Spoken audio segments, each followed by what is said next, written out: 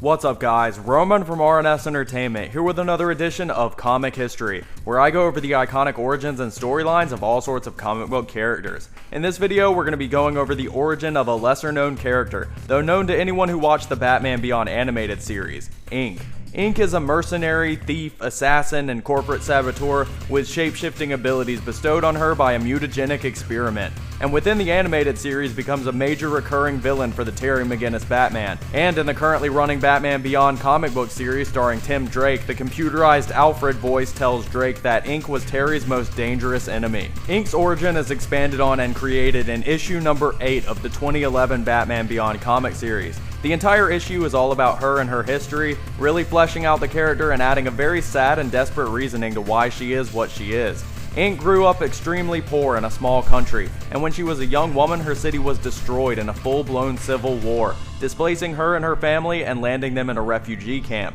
Dealing with disease and starvation, Inque and her family slowly bartered away what little they had for food, forming connections with the black market in the process. When the war reaches the refugee camp, Inque's family is rushed to the docks by their contacts, with Inque's mother getting killed in a hail of bullets before they ever reach the water. Throughout all of this, Inque has harbored a dream of a bigger and better place, a new world for her to live happily in, but finds herself being sold into slavery and separated from her father, who is presumably killed because the black market couldn't sell him. Inque's world gets even smaller as her and the other captured refugees are shipped overseas in a cargo container, brought rancid, rotten meals at random times, and staying alive until they arrive at what she later learns is Gotham City. And at the first chance she gets, she manages to escape the slavers, only to find herself sick. Though it wasn't from the horrible food or conditions she had endured, it was because she was pregnant with her daughter Diana. Letting her dreams of a bigger and better life expand to both her and her daughter, Inque arrives at a soup kitchen, speaking essentially no English, and without knowing what she's volunteering for, puts herself in the hands of a scientist looking for homeless people to experiment on, just knowing that there was some form of opportunity being presented.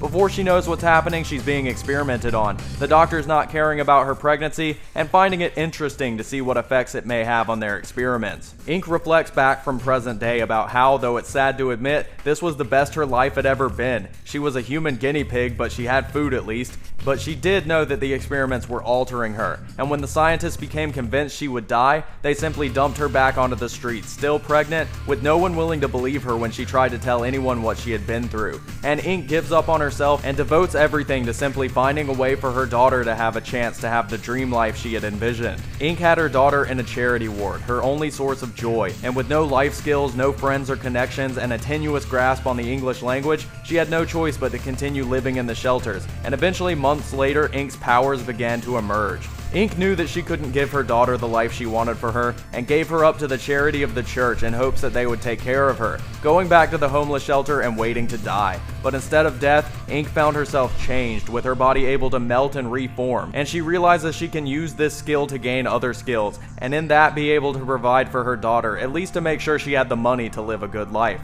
This was when Inque became an incredibly talented assassin, corporate spy, and general criminal for hire, taking care of Diana from afar until eventually one day when Diana was a bit older she revealed herself, but was spurned by her daughter and again continued to provide for her from a distance. Inque's powers proved to be unstable, and over time it becomes more difficult for her to remain solid, leading to the events of the animated series where Diana betrays her mother and teams up with Batman Beyond to take her down. But still, Inque never blames her daughter, still loves her, and only wants her to live the best life possible, watching over her from the shadows and continuing her work, taking mutagen as payment. The whole story is told by Inque in present time. She ruminates over whether Diana would look at her differently if she knew the story behind her situation, as she finds herself becoming weaker, even faster, and is eventually betrayed by the people who had hired her to steal a universal trigger. But she easily dispatches all of them but the scientist, a Dr. Eobard Thawne, aka Reverse Flash, aka Professor Zoom.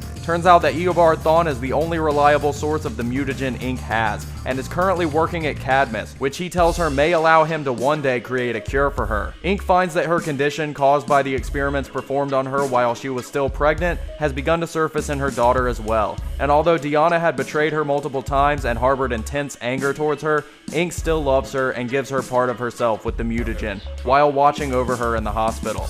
And that is the origin of Inque. Super depressing, but still very good origin for the character. Not only did she never have anything, she never even had a chance to have anything until she was given her powers, and decided to make the most out of herself with them. I think Inque, though a very minor character, is very cool. She was my favorite villain in the Batman Beyond animated series, and I've liked her in the few times she's been in the comics as well. I'm really glad they're using her in the new Batman Beyond title in the DCU, and her being involved was actually what convinced me to read it in the first place. Definitely check out my double-sided comic reviews on the new Batman Beyond title, as well as all sorts of other great content on DC and Marvel Comics, Game of Thrones, The Song of Ice and Fire, The Walking Dead comic series, and all sorts of other great comics, TV series, and movies. Check out the links in the video and in the description box below. Like and follow us on Facebook at facebook.com/RNS Entertainment Channel, and subscribe to my gaming channel.